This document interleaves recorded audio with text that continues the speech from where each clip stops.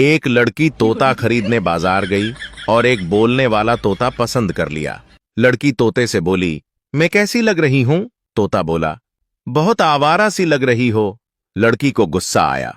तोते का मालिक दुकानदार भी ग्राहकी खराब होते देखकर गुस्से में आ गया और तोते को पानी में गोता दिया और कहा, अब अगर तुमने गलत बात की तो पानी में डूबो दूंगा।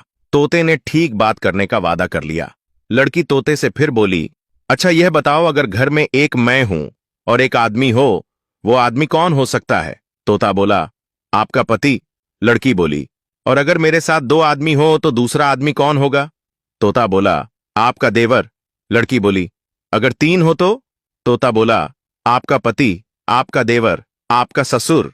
लड़की बोली, अगर चार हो तो? तोता मालिक की तरफ देखकर बोला, पानी ला बे, मैंने पहले ही बता दिया था लड़की आवारा है।